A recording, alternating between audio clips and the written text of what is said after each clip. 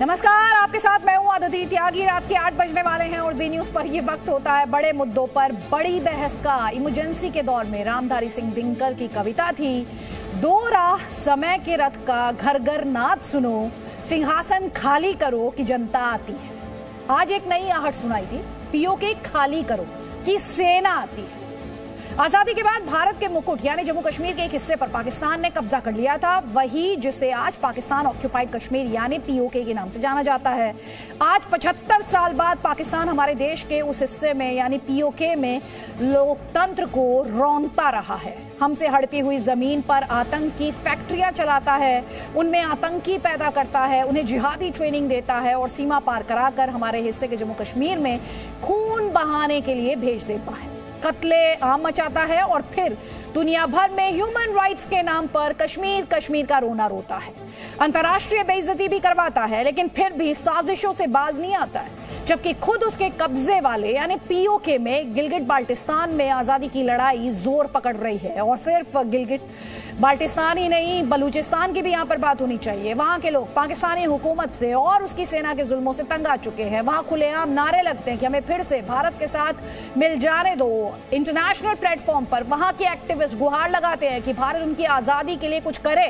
अक्टूबर 2019 में प्रधानमंत्री मोदी ने कहा था कि पीओके की कसक अब भी हमारे दिलों में है। अगस्त 2019 में गृह मंत्री अमित शाह ने भी कहा था पीओके भारत का अभिन्न हिस्सा है और हम उसके लिए जान भी दे देंगे। और उसी साल सितंबर 2019 में विदेश मंत्री एस जयशंकर ने कहा था कि पीओके भारत का हिस्सा है और एक दिन ये हमारा भौगोलिक हिस्सा भी होगा। तो क्या पीओके वापस लेने का वक्त आ गया है?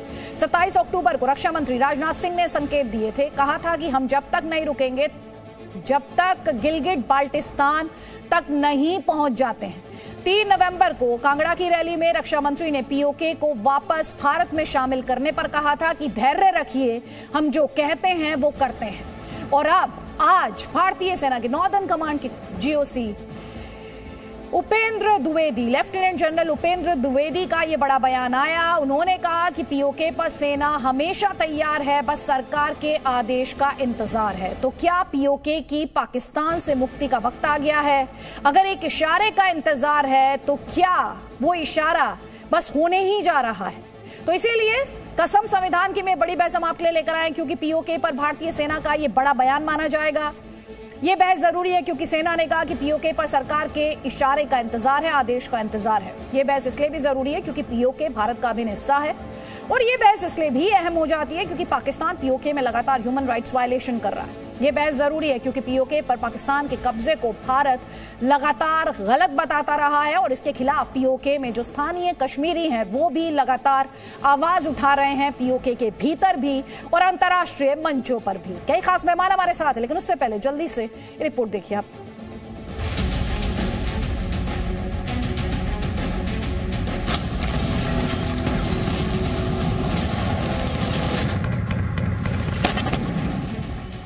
Indian Army will carry out any order which has been given by the Government of India, and whenever such orders are given, we'll always be ready for it.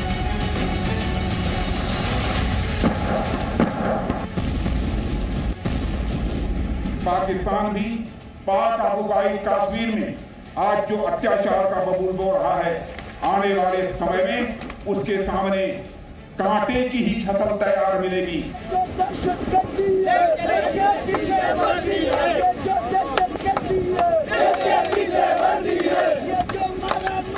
कुछ हिस्सा उनके हाथ चला गया, गैर कानूनी तरीके से कब्जा करके रखा और वो कसक अभी भी हमारे दिलों में है।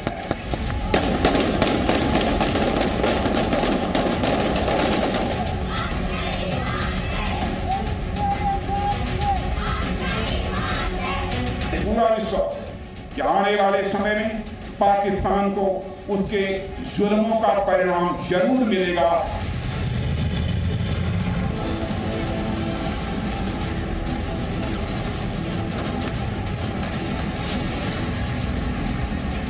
Raksha Mantri gave the statement about the POJK.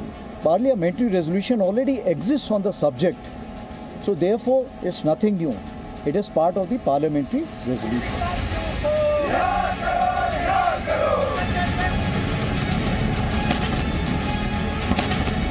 Jammu and Kashmir के पीएको को आप भारत का हिस्सा नहीं मानते हो क्या? एग्रेसिव ना हो, जान दे देंगे इसके लिए। क्या बात कर रहे हो आप?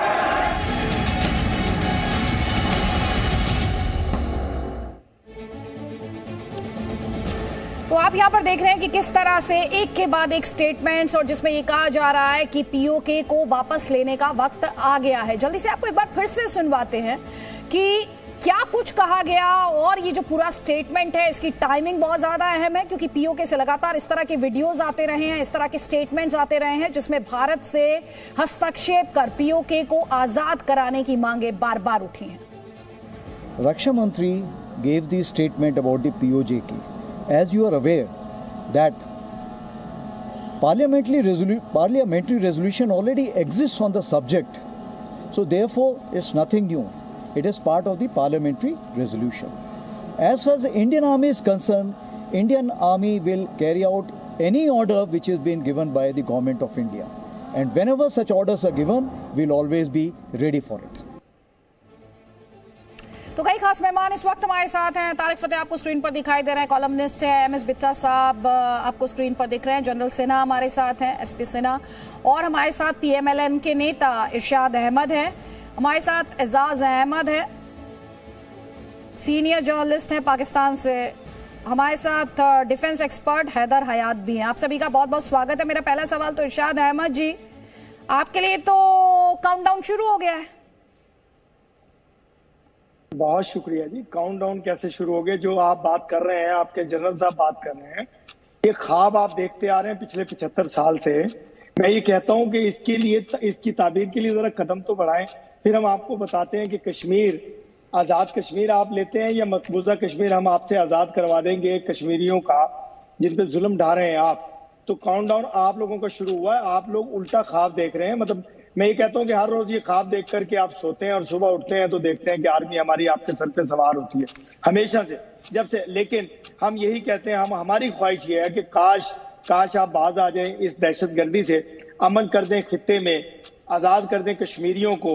आजाद कश्मीर तो आजाद है, वो कश्मीरियों का कश्मीर जो आपके पास है, जो मकबूजा कश्मीर जिसको कहते हैं, जिसमें कश्मीरी रोज नाजायज मर रहे हैं, उनको आजाद कीजिए ताकि एक बड़ा कश्मीर बने और इस खित्ते में अमन आए।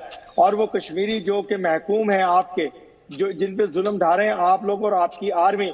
अब ये देखिए जो दिखा रहे हैं, आपकी मशकें हो रही हैं, आप हमारे से 200 किलोमीटर दूर कुछ दहशतगर्दी का मंसूबा बना रहे हैं। टाइम पूरा हो गया, 1 मिनट का वक्त था। 1 मिनट का प्रोपेगेंडा पूरा हो गया। और आप क्या कह रहे थे कि आपकी फौज हमारे सिर पे सवार है?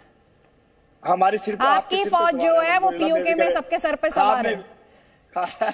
ये जो दहशतगर्दी के खिलाफ नारेबाजी हो रही थी ना, वो पीओके की नारेबाजी थी। ध्यान से देखा करें आप, थोड़ा सा ध्यान से देखा करें। क्यों अपने आप को एक्सपोज कर लेते हैं? क्यों एक्सपोज कर लेते हैं? चलिए जवाब ले लीजिए, अब जवाब ले लीजिए। जवाब ले लीजिए। हो गया अभी आपका प्रोपेगेंडा टाइम, 1 मिनट था, अभी हो गया वो। आगे मंच मिलेगा आपको और फिर आपको सच का आईना दिखाया जाएगा। तब तक के लिए इंतजार कीजिए। जनरल सिन्हा, वक्त आ गया है क्या कि पीओके पर बड़ा एक्शन इंडियन गवर्नमेंट ले? अब देखो आदित्य, ये लोग की जो नेचर है ना, डिनायल मोड, उसका ये प्रतीक है जो मिस्टर इरशाद बोल रहे हैं। पहली बात। दूसरी बात मैं कहना चाहता हूं कि मैं मिस्टर इरशाद से पूछना चाहता हूं कि ये महाराजा हरि सिंह ने इंस्ट्रूमेंट ऑफ एक्सेशन के तहत पूरे जम्मू एंड कश्मीर को किसको दिया था? ये लोगों ने इतिहास का ज्ञान है न किसी चीज का ज्ञान है। ये आके टीवी पे पता नहीं क्या कौन सी पानी पी के आते हैं और किस तरह की हम बेतुकी बात करते हैं। पहली बात। दूसरी बात मैं कहना चाहता हूं कि पीओ के परिप्रेक्ष्य में सॉवरेंटी इशू है, लीगल इशू है, हमारे लिए जियो स्ट्रेटेजिकली इंपॉर्टेंट है। वहाँ वाटर रिसोर्सेज है, हाइड्रो पावर जनरेशन की अपॉर्चुनिटी है और टूरिज्म है। और सबसे बड़ी बात है कि मुजफ्फराबाद में जो अटकोटली में जो पाकिस्तान ने टेररिस्ट ट्रेनिंग सेंटर खोल रखा है, उसको भी तो ध्वस्त करना है। गैर कानूनी तरीके से यदि आपने हमारा क्षेत्र ले लिया है तो हम वापस लेंगे।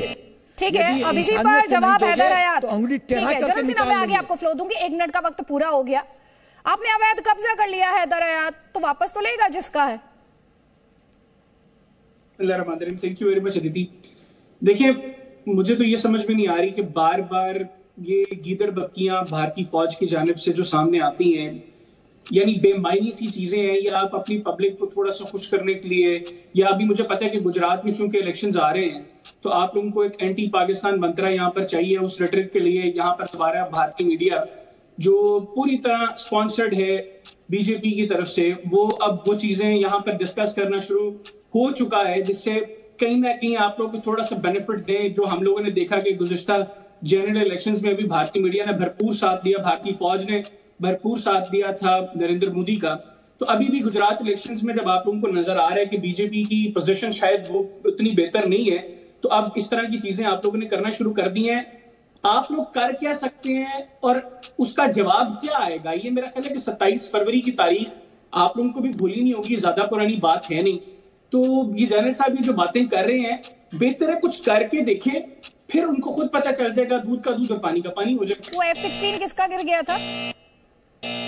वो सिर्फ भारतीय मीडिया पे गिरा था। भारतीय मीडिया के ऊपर जो आपके एक्सपर्ट्स थे उन्होंने खुद कह दिया था ये तो F-16 है ही नहीं है। अच्छा, हाँ जी, सुनिए ध्यान से, ये जो गीदड़ भभकियां है ना, ये गीदड़ भभकी शब्द का सही इस्तेमाल आपके नेताओं पर फिट बैठता। और दूसरा, आप जब तक मीडिया को बोल रहे थे तब तक तो ठीक था। यहां पर क्या है ना, पाकिस्तान नहीं है, तो इंडियन आर्मी लोकतांत्रिक प्रोसीजर में या प्रक्रिया में इंटरफेयर नहीं करती है। और यहाँ के नेताओं को चुनाव जीतने के लिए, no I gave you 1 minute now, hear me out please, hear me out. क्यों बौखला रहे हैं? सुनिए मेरा जवाब तो सुनिए। Indian army doesn't interfere with the elections. आपको पता होना चाहिए ये पाकिस्तान की फौज नहीं है। ये पाकिस्तान की फौज नहीं है कि कठपुतली नेता बैठाती है, कठपुतली प्रधानमंत्री बनाती है। ये पाकिस्तान की फौज नहीं है। इस फौज के जो बेसिक्स है बहुत क्लियर है। They don't need lecture from you, they don't need lecture from you, believe me, they don't need lecture from you. नहीं, कोई बात नहीं, आपको बहुत समझ है। आप अपने यहाँ की बात करते हैं ना, आपके यहाँ फौज बैठाती है पपेट लीडर्स।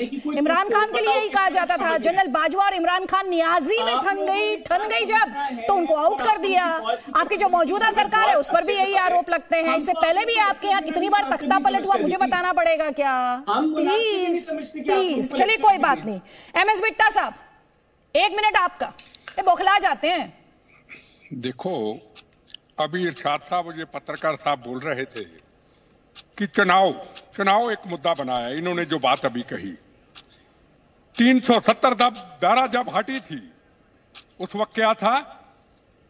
जब पाकिस्तान में बालाकोट में 10 मिनट के 15 मिनट के अंदर आपके कैंपों को तबाह करके कई सौ आतंकवादियों को ढेर किया था, उस वक्त क्या था? और पार्लियामेंट का बयान सुनिए अमित शाह जी का।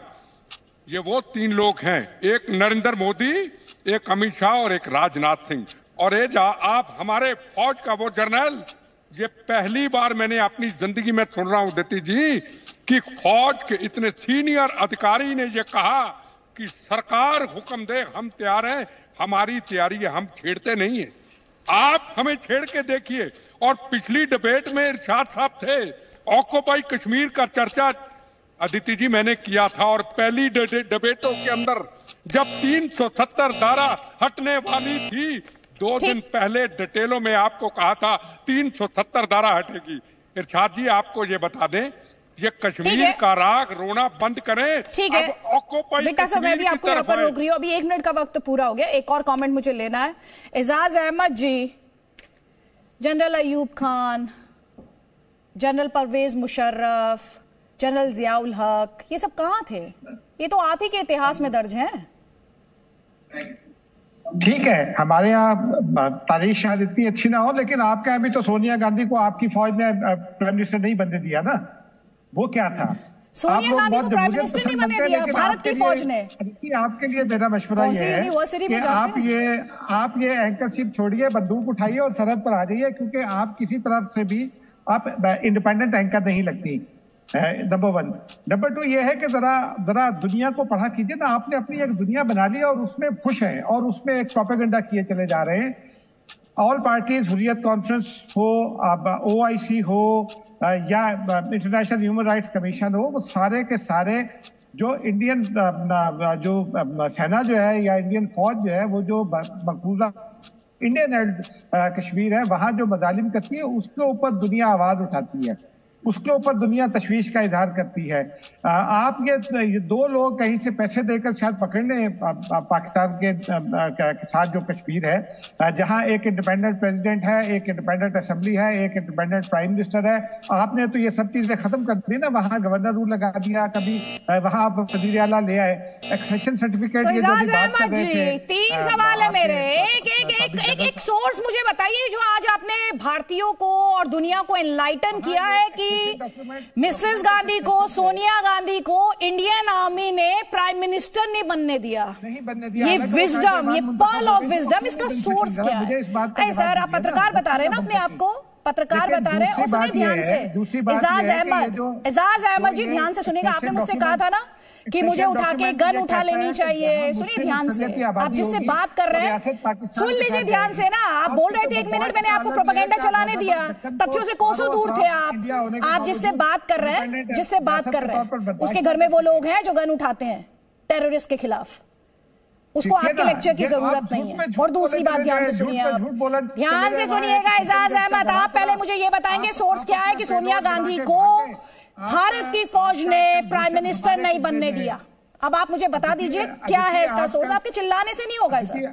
आप अगर बोलते रहेंगे और सवाल का जवाब नहीं देंगे और वैसे जब आप बोल रहे हैं तो मेरे ख्याल से तस्वीरें भी दिखा दीजिए बलूचिस्तान की, पीओके की, नीलम वैली की, सिंध की, दिखा दीजिए ना इनको तस्वीरें। ये बताइए सोनिया गांधी को भारतीय फौज ने प्रधानमंत्री नहीं बनने दिए, कहां पढ़ा आपने? मैं बहुत उत्सुक हूं जानने के लिए। मेरा दावा इसलिए कि Sonia Gandhi leader of the house मुंतखब हो गई थी और प्राइम मिनिस्टर क्यों ना बन सकी। नहीं, वो किताब का नाम आप मुझे बता दीजिए, रिपोर्ट मुझे बता दीजिए। मैं ऑनलाइन पैसे दे के भी मंगानी होगी तो मैं मंगाऊंगी। ये कहां लिखा है कि इंडियन आर्मी ने सोनिया गांधी को प्राइम मिनिस्टर नहीं बनने दिया इंडिया में? बस इतना बता दीजिए। लोगों ने प्राइम मिनिस्टर नहीं बनने दिया, हालांकि she was the party leader, she was elected as the leader of the house, और नेक्स्ट डे उन्होंने कहा कि जी मैं प्राइम मिनिस्टर नहीं बन रही। कहां पढ़ा है आपने? मैं आपसे सोर्स पूछ रही हूँ। स्टोरी है आपकी, जो मनोहर कहानियां पाकिस्तान में छपती है ना, वो इंडिया में नहीं चलती है। वो इंडिया में नहीं बिकती है। ये बताइए सोर्स क्या है? मैं चीजें पढ़ता हूँ ना, देखता हूँ ना। आप मुझे बता दीजिए इंडिया। अच्छा, ये पढ़ते हैं। तारिक फतेह से पूछ लेती हूँ। तारिक फतेह बहुत पढ़ते हैं और आप कॉलमनिस्ट हैं, आप भी पढ़ते हैं तारिक फतेह। तो ये आपने कहाँ पढ़ा कि सोनिया गांधी को इंडियन आर्मी ने प्राइम मिनिस्टर नहीं बनने दिया? जरा सा बता दे तारिक फतेह। देखिए, मैं तारिक फतेह को क्रेडिबल भैया, मेरे भाई ढाका की एक टिकट कटवा के जरा टूरिस्ट वीजे पे वो आजकल इजाजत दे रहे हैं भगोड़ों को, तो आप जाइए वहां देख के आइए। वो जो मेमोरियल्स बने हुए हैं, सरेंडर डॉक्यूमेंट जहां साइन हुआ था, ये मेरा ख्याल है ये हज छोड़ दीजिए पाकिस्तानी मुसलमानों को, जाके ढाका में हज करें, क्योंकि वहां शायद आपकी आंखें खुल जाए, शायद आपको समझ में आए कि आप कश्मीर को तो छोड़िए, ईस्ट पाकिस्तान पे बात पहले करिए जहां पाकिस्तान बना था, जिन्होंने 25 साल बाद कहा कि ये घटिया नाम हमारा ठीक नहीं चाहिए, हमारा नाम बांग्लादेश है। पहले उसको करिए, निपटिए, आपकी अपनी तारीख जो है उसको करिए। ये कब तक आप खैराती कटोरे लेके घूमते रहेंगे, कभी चीन के गुलाम, कभी अमेरिका के गुलाम, कभी किसके गुलाम? और ये सोनिया गांधी के ऊपर लगा दिया आपने, पता नहीं क्या। मैं ये जानना चाह रही थी, आपने भी पढ़ा है कि जो अभी एक कहानी सुना रहे थे, ये कहानी आपने कहीं पढ़ी है क्या तारिक फतेह? मुझे चाहिए मैं कह दूं हाँ पढ़ी थी मैंने, क्योंकि मैं एक दिन एक गार में गया तो वहां अलादीन का चिराग था, उसको मैंने खूब मसला, उसके अंदर से एक जिन निकला, उसने कहा अरे बताता हूं पाकिस्तानी क्या सोच रहे हैं। यार खुदा की वास्ते, तुम लोग आते हो टेलीविजन के ऊपर, इतना तो घटिया अपने आप को नहीं प्रूव करो अपने मुल्क को कि किताब ही नहीं। तमीज से बात कीजिए, नहीं तमीज से बात कीजिए, ये घटिया वटिया का अल्फाज इस्तेमाल ना कीजिए प्लीज। पाकिस्तानी का तमीज से क्या ताल्लुक? तुम्हारा तमीज से क्या ताल्लुक है यार? तुम एक गद्दार आदमी हो, तुम्हारे मफादात है, तुम इंडिया में जाकर नेशनलिटी अप्लाई करते हो। कुछ नहीं आता भैया, तुम्हारा क्या कैरेक्टर है भाई? अच्छा ठीक है तारिक फतेह 1 मिनट, मैं जरा इरशाद अहमद से पूछ लेती हूँ, वो जरूर बताएंगे इस मनोहर कहानी का लेखक कौन है। ये सोनिया गांधी को इंडियन आर्मी ने प्राइम मिनिस्टर नहीं बनने दिया था, ये कहानी किसने, कौन महान राइटर है आपके यहाँ जिन्होंने ये कहानी लिखी है? इनके अंकल तैमूर, उन्होंने सवाल का जवाब देते हैं आप सब मिलकर के। इरशाद अहमद, एजाज अहमद जी, इरशाद अहमद का मैंने, आप क्यों अपना नाम सुन रहे हैं?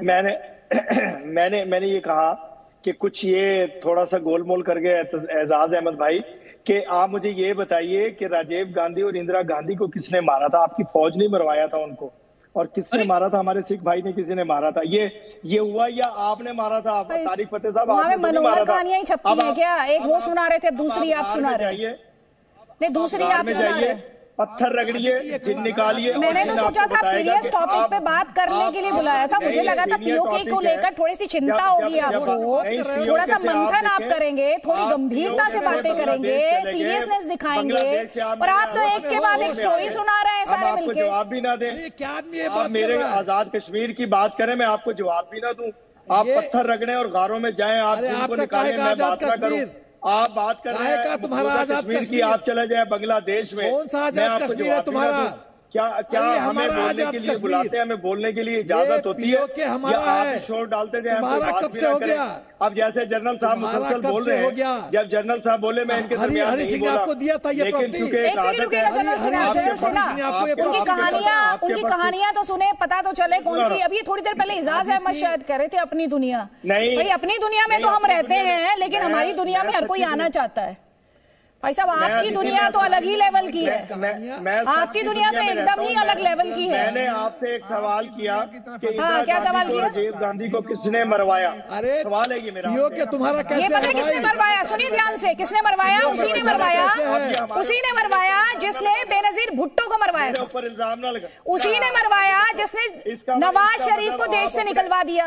आप अपने नहीं, अब क्या हुआ? बुरा क्यों लग रहा है? बुरा नहीं मानते, बिल्कुल बुरा नहीं मानना चाहिए आपको। अभी ना मैंने शुरुआत की है। उसी ने मरवाया था जिसने जुल्फिकार अली भुट्टो को मौत के घाट उतारा था, उसी ने मरवाया था। क्या हुआ? इतना बुरा क्यों लग रहा है?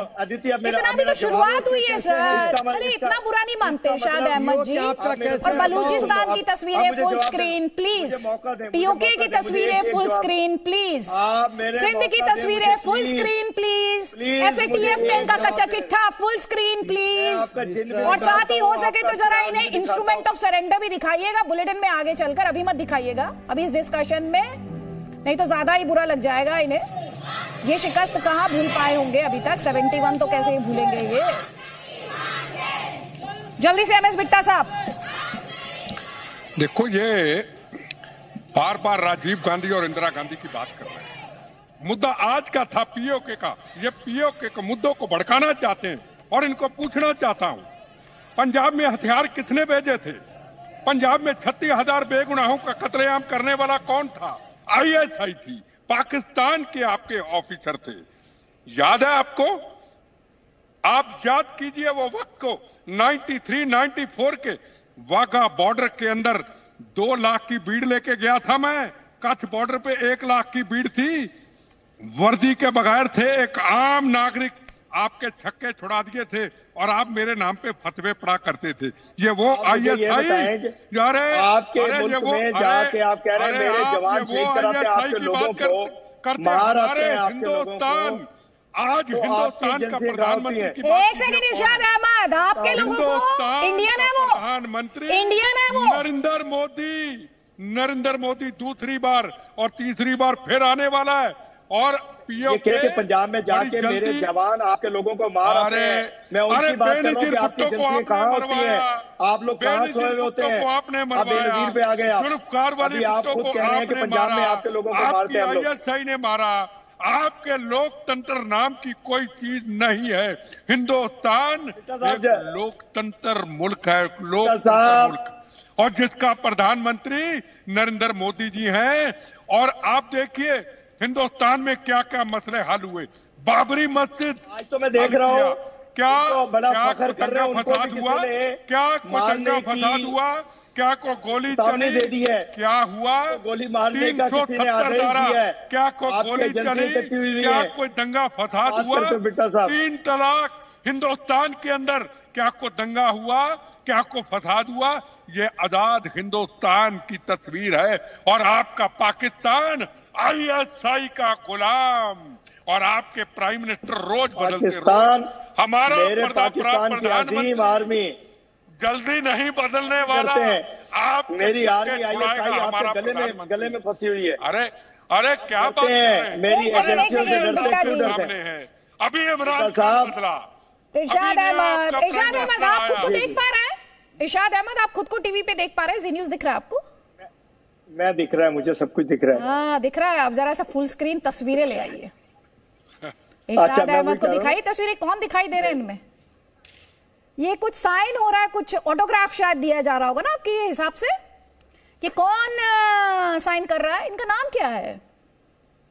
देखें, बात यह है कि पुरानी बातें आप आजाद ना ना ना ना ना, ये तस्वीरें पहले आप बता, आप इन्हें पहचान रहे हैं? ये कुछ साइन कर रहे हैं यहाँ पर। जब आप हमारे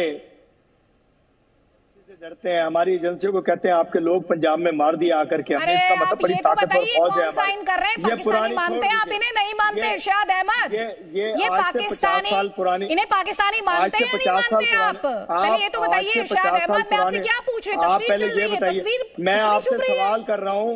नहीं, आप सवाल पूछने आए हैं मुझसे, सवाल का जवाब मैं दूंगी। पहले जरा से मेरा एक छोटा सा सवाल, इसका तो जवाब दे दीजिए। चौथी या पांचवी बार पूछ रही हूँ, ये कौन है इस तस्वीर में? मैंने आपसे ये कौन सी जीत की तस्वीर है? क्या पढ़ा है इसके बारे में आपने किताब में? और आपके ये सिख भाई क्यों आपसे नाराज है? और आज आपके सिख भाई नाराज दिखाई दे रहे हैं? उनको कहां से नाराज दिखाई दे रहे हैं आपको? आपकी पाकिस्तान की ISI पर सवाल खड़े कर रहे हैं और जवाब से बचा नहीं जाएगा, जवाब से बचा नहीं जाएगा। आप पाकिस्तान में जब जी न्यूज देखा जा रहा होगा तो पाकिस्तानी कह रहे होंगे कि इरशाद अहमद हमें डिफेंड भी नहीं कर पा रहे हैं।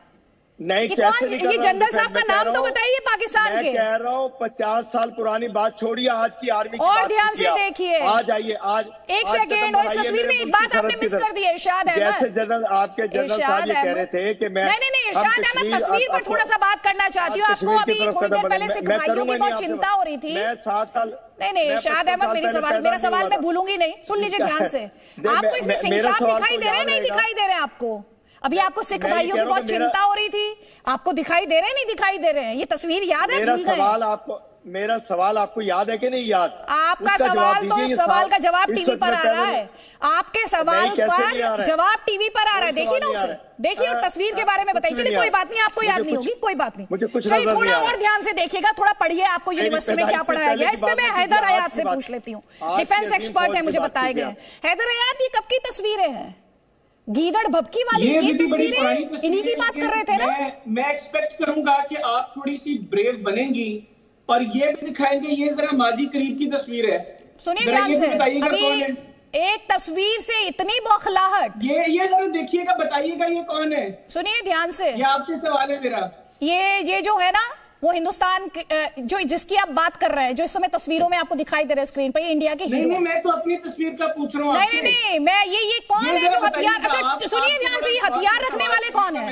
ये जो हथियार डाल रहे हैं, जो घुटने पर आ गए हैं, ये कौन है? मैं आपसे क्या बताइएगा, ये कौन है? ये बताइएगा ये कौन है? ये नजर आ रहा है? आप सुनिए, ये पता है कौन है? ये उस टाइम के, सुनिए ध्यान से सुन लीजिए। हैदर हयात, अब ध्यान से सुनिएगा। हैदर हयात सुन लीजिए ध्यान से। सवाल पूछा है ना, सवाल पूछा है तो जवाब सुनने का मादा है। कलेजा रखिए ना, कलेजा है आप में जवाब सुनने का। जवाब सुनिए हैदर हयात, मैं जवाब दे रही हूँ। आप किसकी तस्वीर दिखा रहे थे? मेरी तस्वीर का जवाब आपने नहीं दिया ना, मैं आपको जवाब देती हूँ आपकी तस्वीर का। जवाब सुनिए हैदर हयात, जवाब तो सुन लीजिए। हाँ, मैं बता रही हूँ कौन है, मैं आपको बता रही हूँ कौन है। सुनिए, सुनेंगे? जी बताइए। अच्छा, हाँ जी, कौन है? अब मैं आपको बताती हूँ। ये उस समय विंग कमांडर हुआ करते थे, सुन लीजिए इनका नाम। अरे आप अब इतनी बुरी लग गई, सवाल पूछेंगे जवाब नहीं लेंगे। और ये वही हीरो है इंडिया का जिसने आपके F-16 को मार गिराया था। वैसे तो आपका नहीं है, US से लेके आए थे, लेकिन उसके बाद अमेरिका ने जो चाबी आप लोगों को भरी थी डोनाल्ड ट्रंप ने, वो भी सबको याद है। ठीक है, अब हैदर हयात सवाल पूछा तो जवाब नहीं सुनना चाहते आप। भूल गए डोनाल्ड ट्रंप ने आपको क्या कहा था, भूल गए आपको किसे छोड़ना पड़ा था, भूल गए दुनिया आपको क्या कह रही थी। और ये बताइए इस पर आपकी क्या राय? अब आपकी तस्वीर का जवाब मिल गया आपको हैदर हयात। मैं जानती हूँ ये जो टैक्टिक है ना आपकी कि मेरे साथ बोलते रहेंगे ताकि सवाल का जवाब ना देना पड़े। मैं सवाल नहीं भूलती हूँ, अपना सवाल नहीं भूलती। एक सेकेंड, 51 साल पुरानी तस्वीर आप नहीं पहचान पा रहे शायद। 51 साल पुरानी तस्वीर पहचान नहीं पा रहे हैं आप? चलिए एक काम करते हैं, 23 साल पुरानी लेकर आती हूँ। 23 साल पुरानी तस्वीर नहीं है? नहीं, 1999 करगिल पर बात कर लीजिए। उस तस्वीर का जवाब मैं दे चुकी हूँ। ये बोफोर्स देखकर कौन भाग खड़ा हुआ था? ये धमाके तो अभी भी सुनाई देते होंगे, ये तो अभी भी कान में गूंजते होंगे हैदर हयात। क्या हुआ, इतना बुरा लग रहा है, इतना बुरा? एक सवाल का जवाब आप नहीं दे पा रहे। चलिए कोई बात नहीं, अब मैं इजाज अहमद से पूछ लेती हूँ। इजाज अहमद से, मेरी बात को इजाज अहमद, ये कौन था जो अपने सैनिकों की लाश तक लेने के लिए नहीं आया था? और इंडियन फौज ने तारीख पूरे, सुन लीजिए, आप फरार इख्तियार कर सकते हैं। अरे क्या हुआ, इतना बुरा लग गया? अब आपने सवाल पूछा ना, जवाब सुनिए। अरे तो ये आप अपने बगल में आपके हैदर हयात है, उनसे कहिए जरा आपको बोलने दें। जी जरा एक मिनट मुझे मुकम्मल तो करने दें। तारीख में जो कुछ भी महफूज है उससे ना आप फरार इख्तियार कर सकते हैं ना मैं फरार इख्तियार कर सकता हूँ। जो बुनियादी बात है ना वो रोल का है। आप मोदी जी की बात करते हैं, गोधरा में जो इंसिडेंट हुआ, जो जिस तरह से ट्रेन बंद करके जलाया गया मुसलमानों को, उसके जिम्मेदारों को आपने सजा नहीं दी। समझौता आपने सवाल का जवाब अभी तक दिया नहीं, आप कहाँ समझौता पे चले गए हैं? आपको मुसलमानों की बड़ी चिंता हो रही है। इजाज अहमद को बहुत चिंता हो रही है। बलूचिस्तान में मुसलमान रहते हैं या नहीं रहते? तारिक फतेह, बलूचिस्तान में मुसलमान रहते हैं या नहीं रहते हैं? पीओके में मुसलमान है या नहीं है? वीगर को ये मुसलमान मानते हैं या नहीं मानते हैं? क्योंकि क्या होता है जी, ये आजाद कश्मीर है जिसने लड़कर आपकी आजादी हासिल की। सुनिए ध्यान से, ये इंडिया का जम्मू कश्मीर है, ये क्लियरली बैठा लीजिए अपने जहन में। आपको अंतर्राष्ट्रीय मंचों पर भी जवाब मिलता है और इस डिबेट में भी आपको क्लियर कर दूं, आपके कब्जे वाला कश्मीर जो है वो इंडिया का अभिन्न हिस्सा है। आपको ये क्लैरिटी होनी चाहिए फैक्चुअली यहाँ पर। अब तारिक फतेह की आवाज के साथ जाएगी। आप देखिए, आपका इस वक्त चीफ ऑफ स्टाफ कौन है भैया? कहां भागे में सारे तुम्हारे जनरल? क्यों छुपे हुए हैं? और मैनू ना बनाना, मैनू कुट पाएगी और मैनू कुट पाएगी। कोई एक अफसर नहीं है, भागे फिर रहे हैं कि चीफ ऑफ स्टाफ नहीं मिल रहा आपको। Not a single general can come forward to take over the command of the army. And बात आप ये कर रहे हैं, ओ मैं नहीं कर सकता, मैनू नहीं, फौज नहीं दो मुझे, अमेरिका में भेज दो, मैं इतने करोड़ों जमा किए मेरे जाया हो जाएंगे, फौज का जनरल नहीं बनना चाहता मैं। बेकार, इतने करोड़ों जमा किए मेरे जाया हो जाएंगे, फौज का जनरल नहीं बनना चाहता मैं। बेकार कावर्ड, बिल्कुल बच्चों की तरह, यू आर मैड मर्डरर्स। आपके हाथ में करोड़ों का खून है and you are people who get murdered simply for becoming victims of that army। शर्म आनी चाहिए उन लोगों को जो अपनी फौज को डिफेंड करते हैं। यहाँ पे पाकिस्तान में रह के डिफेंड की आर्मी। आप मुझे बताइए कि कुलभूषण हमारे यहाँ क्या कर रहा था? जरा इस बात का जवाब दे दीजिए। उसको हम उसको काउंसलर एक्सेस देते हैं। हम कहते हैं कि जी आप आइए हमारी कोर्ट में वकील कीजिए और लड़िए। हम अपना कानून तो नहीं तब्दील कर सकते ना। आपका कानून से क्या ताल्लुक? आपको क्या पता कानून कैसे बनता है? हमारा कानून है, उसके ऊपर हम भाई कौन सा कानून खड़े हैं। आपके कुलभूषण को हम वकील दे रहे हैं। आपने तो यहाँ भी कोशिश की, कुलभूषण की वालदा आई तो वो जूती में चिप लगा कर आ गई। अयूब खान ने बनाया, याया खान ने, मुशर्रफ ने, जियाउल हक ने कानून बनाया। तुम लोग नौकर हो जनरलों के। कानून असेंबली ने बनाया। असेंबली ने आपको क्या पता तारिक फतेह? आप जैसे लोगों की ना कोई इज्जत होती है ना उनकी कोई से होती है। माफ कर दें, जनरल सिन्हा आपकी कोई से नहीं है। ना कोई बात नहीं। General Sinha major general Aditi लगती है। एक सेकंड, पता नहीं क्या बोल रहे हैं, ये मुझे आवाज नहीं आ रही है क्लियर। एक सेकंड, जनरल सिन्हा का एक कमेंट आ रही थी। जनरल सिन्हा, ये शायद पाकिस्तान की आर्मी में ही जनरल्स हो सकते होंगे जो जनता तो दानों के लिए तरस रही हो लेकिन जनरल बिलियनेयर बन जाएं, जैसे कि जनरल बाजवा की फैमिली पर भी आरोप लगते हैं, जैसे कि इनके तमाम जनरल्स पर आरोप लगते हैं। कनाडा में जब ये लेफ्टिनेंट जनरल था, ये जनरल बाजवा जब लेफ्टिनेंट जनरल था, आईटीआर में बोला zero income, taxable income zero, और जो ही चीफ बनता है 6 साल में पूरे परिवार का $12.97 बिलियन, मतलब 12.97 बिलियन पैसा आ जाता है। और बहू को 9 दिन पहले एकदम कॉस्टली अपार्टमेंट अलॉट हो जाता है बैकडेट करके। यह है इनका जनरल बाजवा। अरे तुम्हारी आर्मी जो है ना लुटेरे आर्मी है, लूट डकैत है, तुम लोग को फकीर बना दिया, अपने ऐश किया, फिर भी तुम बोलते हो बेस्ट आर्मी। काहे का बेस्ट आर्मी? जो आर्मी हार जाती है 47, 65, 71, 99, वो तुम्हारी बेस्ट आर्मी है। वो आर्मी जो तुम्हें लूट रही है वो तुम्हारी बेस्ट आर्मी है।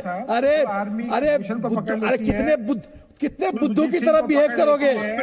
कितने बुद्धू की तरह बिहेव करोगे? कौन सी आर्मी है तुम्हारी? आर्मी का रोल क्या होता है? आर्मी का रोल क्या होता है? आर्मी का रोल होता है, प्राइमरी रोल क्या है आर्मी का, सेकेंडरी रोल क्या है बताओ? क्या किया आर्मी ने तुम्हारे लिए? सब लूट लिया, कोई विक्ट्री नहीं दिलवाया, सब जूते पड़ते हैं तुमको, सब जगह भीख मांगते हो और बाजवा धनी होता गया। 2016 से आयाशा ने कितने प्रॉपर्टी खरीदे बताओ? 2016 से आयाशा बाजवा ने क्या क्या प्रॉपर्टी खरीदे बताओ? आपको किसने? अरे प्रॉपर्टी का डिटेल्स दो भाई, आयाशा बाजवा का प्रॉपर्टी का डिटेल्स दो।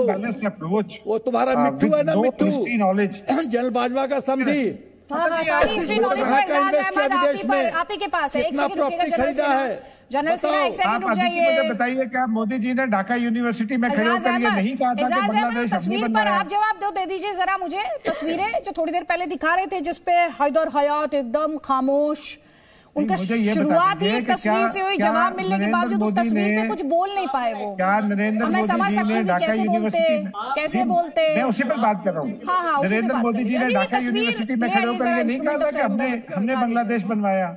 इंदिरा गांधी ने किस बात पर सैक किया था आपके जनरल साहब को? मोदी जी के जो आर्मी चीफ थे आपके, उन्होंने ये स्टेटमेंट दी कि हमने पाकिस्तान को शिकस्त दी। इंदिरा गांधी ने कहा go and decide. Ejaz Ahmed, आप पहले डिसाइड कीजिए आपको बोलना क्या है। हिस्ट्री अपने लोगों को नहीं बताना चाहते। नहीं, हमारी हिस्ट्री खुली हिस्ट्री है। सुनिए ध्यान से, हमारे यहाँ फौज इलेक्शन तय नहीं करती है, हमारे यहाँ फौज इलेक्शन तय नहीं करती है, हमारे यहाँ पे नेता आकर जापान और जर्मनी का बॉर्डर नहीं जोड़ देते हैं। सुनिए ध्यान से, हमारे यहाँ फौज नहीं तय करती। फरहाद मदर साहब, चलिए आपको तो खबरों की खबर रहती है ना एजाज अहमद, तो सुनिए। फरहाद मदर ने 21 अक्टूबर को रशिया से खबर आई थी जिसमें उसने पीओके को भारत का हिस्सा मान लिया था। ये खबर पता है आपको या नहीं पता? अक्साई चिन को भी भारत का हिस्सा मान लिया था। ये आपको खबर मिली थी या नहीं मिली थी? ये बता दीजिए आप मुझे। आप तो टूर कर रहे हैं ना पीओके में, दुनिया भर के डेलीगेट्स का, तो किस दुनिया में आप, किस दुनिया में? वही पूछ रही हूँ। भारत का हिस्सा मान लिया था रशिया ने पीओके को, इंडिया का हिस्सा। अब आपको ये भी नहीं पता है?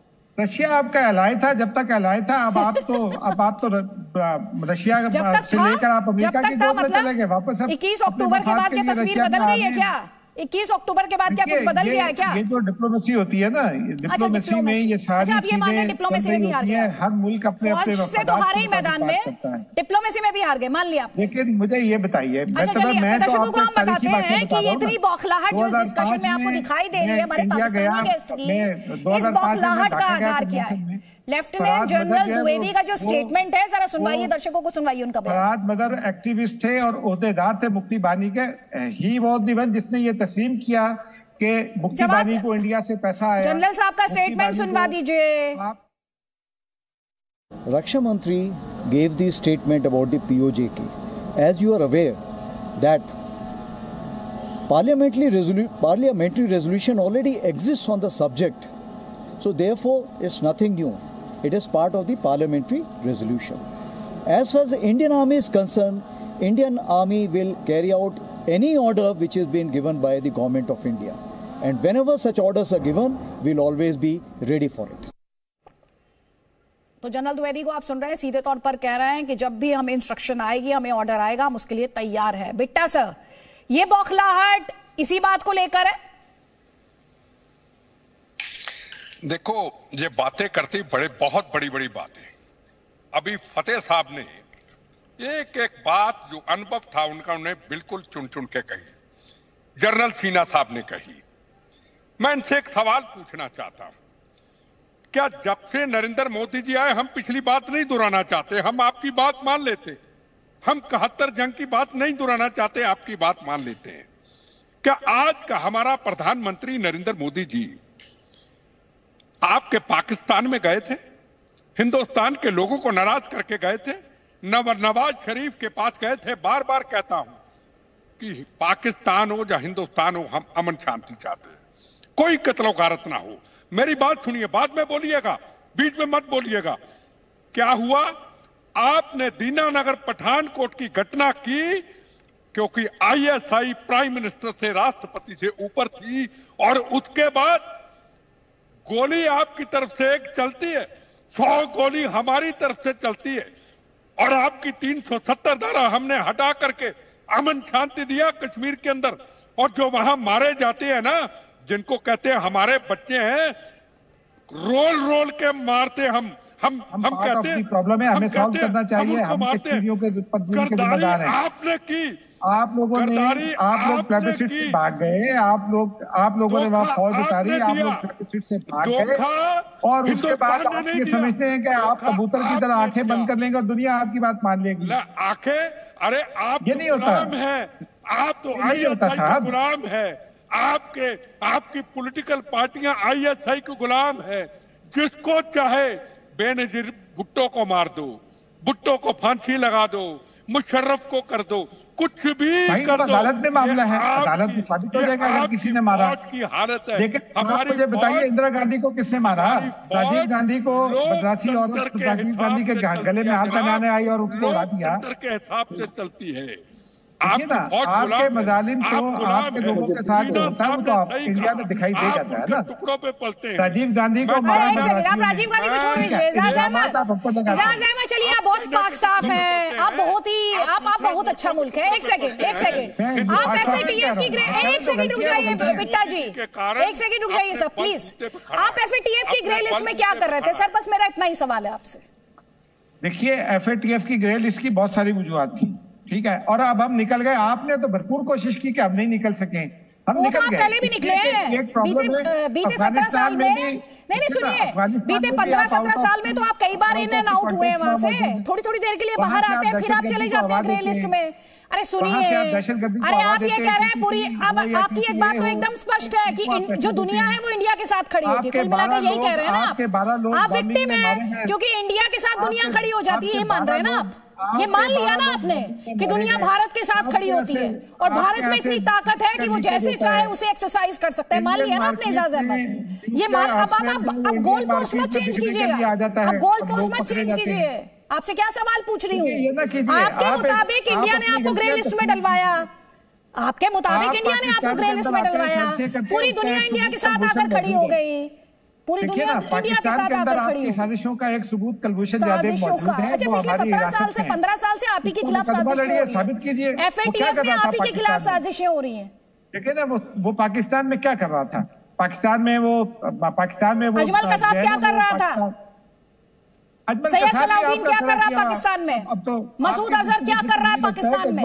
हाफिज सईद क्या कर रहा है पाकिस्तान में? ओसामा बिन लादेन क्या कर रहा था अबोटाबाद में? क्या कर रहे थे? ये सब क्या कर रहे थे? शांतिनुमा माहौल बना रहे थे, अमन चैन प्लीज कर रहे थे, क्या कर रहे थे सर? आप मुझे बताइए, समझौता एक्सप्रेस की, आप समझौता एक्सप्रेस पर बाद में जाइए, पहले आप आइए, बात कीजिए, हाफिज सईद पर बात कीजिए मुझसे। हमारे अदालती ओसामा बिन लादेन क्या कर रहा था अबोटाबाद में? आप ये बताइए मुझे।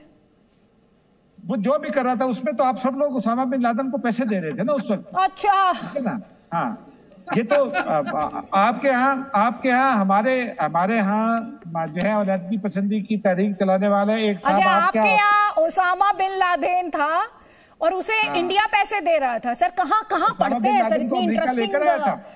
इतनी इंटरेस्टिंग स्टोरीज कहाँ पढ़ाई जाती हैं? एक के बाद एक इतनी कहानियां आपने आज मुझे बीते 40 मिनट में सुनाई है।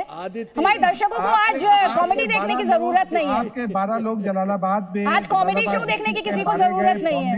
एक सीरियस टॉपिक में इतनी कॉमेडी देखने को मिल रही है। नहीं, अब आप जवाब दीजिए मुझे। ओसामा बिन लादेन, अच्छा ये बताइए, सैयद सलाउद्दीन, मसूद अजहर, ये सब क्या कर रहे हैं पाकिस्तान में? पैसे देते रहे। एहसानुल्लाह, अच्छा, सैयद सलाउद्दीन को पैसे इंडिया देता है? इंडिया से पैसे मिलते हैं। एहसान का ये बयान मौजूद है, वो अब तुर्की में, वहां से भी उसने यही स्टेटमेंट दी। एजाज अहमद, ये हाफिज सईद को पैसे कौन दे रहा है? ये कमाल का कौन? हाफिज सईद को। हाफिज सईद तो पिछले 5 साल से अरेस्ट हैं।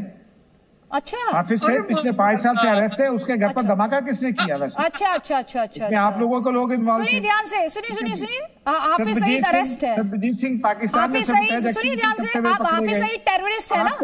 हाफिज सईद टेररिस्ट है ना? आपसे सवाल पूछती आप भागने लगते हैं, एक के बाद एक भाग रहे हैं आप, एक के बाद एक भाग क्यों रहे हैं सर? भागने की जरूरत नहीं है। मुझे ये बता दीजिए कि क्या कुलभूषण यादव पाकिस्तान में नमाज पढ़ने आया था? आप ये तो बताइए, हाफिज सईद जो है वो टेररिस्ट है ना? ये बताइए ना। अरे बताइए क्या लगा रखा है सर? जवाब तो दीजिए, वही तो कह रही हूँ आपसे, बताइए। कुलभूषण यादव ईरान में था, जवाब दे दीजिए जनरल सिन्हा का। उसको किडनैप किया, पाकिस्तान में क्या कर रहा था कमांडर? अरे सुनो ध्यान से, कमांडर कुलभूषण यादव ईरान में था, तुम लोगों ने होटल से उसको पिकअप किया और पैसे दिए उठाने के लिए। पाकिस्तान में कहां से आया?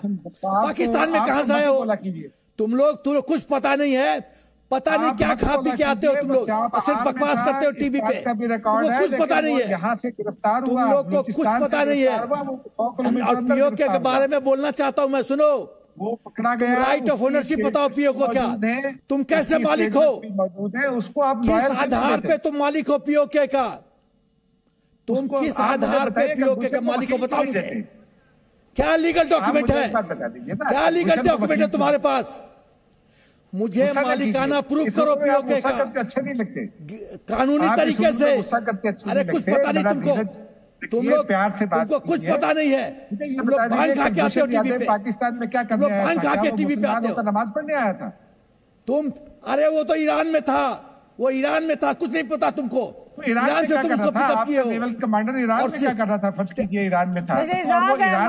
आपने इतनी सारी स्टोरीज आज हमें सुनाई है, मनोहर कहानियां जो आपने सुनाई है, उसके बाद काफी लोगों का एंटरटेनमेंट हुआ होगा। वैसे आप जिनसे बात कर रहे थे वो जनरल सिन्हा है, आपको उनमें भी तारिक फतेह ही दिखाई दिए, काफी डर लगता है आपको तारिक फतेह से। एक बात तो समझ में आई कि आपको जनरल सिन्हा में भी अगर तारिक फतेह ही दिखाई दिए तो काफी खौफ लगता है आपको इस आदमी को, तारिक फतेह को लेकर। चलिए तारिक फतेह की आवाज भी सुन लीजिए आप। तारिक फतेह की बात मैं सुनता ही नहीं हूँ, इसलिए कि ये गैर मुस्तहकम ज़हन के आदमी हैं और ये निजी का टिप्पणी के लिए आवाज ना बढ़ाएं। आप जाएं, जाके कश्मीरी जबान सीख के आए, क्योंकि आपकी जबान है। बलोचिस्तान आपने 1948 मार्च में फौज भेज के कब्जा किया, आपको नहीं पता है, क्योंकि जाहिलों की तरह पाकिस्तान में जब एक शख्स 2 किताबें पढ़ लेता है तो उसे प्रोफेसर बनाते हैं। दूसरी बात, गौस बख्श बिजिंजो का नाम सुनिए, खैर बख्श मरी का नाम सुनिए, डॉक्टर अल्लाह नजर की बात सुनिए। मैं उस बलोचिस्तान में 1 साल मच जेल भी गुजार के आया हूं, मुझे पता है आप जैसे लोगों ने क्या हशर किया बलोचिस्तान का, और जो खून बहाया, जैसे आपने बांग्लादेश तारीख फतेह मुझे ये बता दें, नेक्स्ट स्लाइड किस बात की तारीख चला रहे हैं आज तक? नेक्स्ट स्लाइड नंबर क्या है? आप मुझे इस डिस्कशन को यहीं पर क्लोज करना होगा, क्योंकि जो तथ्य हैं, जब आईना देखता है इंसान तो तथ्य दिखाई देते हैं। लेकिन एजाज अहमद और हमारे पाकिस्तानी गेस्ट इस वक्त कैसे डिनायल मोड में है वो आपने हमारे इस डिस्कशन में देखा। पीओके को लेकर पाकिस्तान की हालत उस कबूतर की तरह है जो ये सोचता है कि आंखें बंद कर लेने से सब कुछ ठीक हो जाएगा, लेकिन ऐसा होता नहीं। पीओके भारत का अभिन्न अंग है, हमेशा रहेगा, इस बात में किसी को कोई संदेह होना ही नहीं चाहिए। ऐसे में सोचने की जरूरत तो पाकिस्तान को है कि आखिर कश्मीर और पीओके जैसे मुद्दों पर वो सच को कब स्वीकार करेगा और साथ ही वो कब तक ऐसे मुद्दों पर अपनी इंटरनेशनल बेइज्जती कराता रहेगा। पाकिस्तान ने जब जब कश्मीर का मुद्दा इंटरनेशनल मंचों पर उठाया तब तब भारत ने उसे पीओके में हो रहे अत्याचारों का ही आईना दिखाया। भारतीय सेना अगर पीओके पर तैयार रहने और सरकार के ऑर्डर का इंतजार करने की बात कह रही है तो इसके मायने क्या हैं? क्योंकि भारतीय सेना जो कहती है वो करती है और इतिहास इस बात का गवाह है, और जो नहीं कहती है वो जरूर करती है, क्योंकि भारतीय सेना सत्ता के लिए नहीं देश के लिए काम करती है। कसम संविधान की में फिलहाल इतना ही।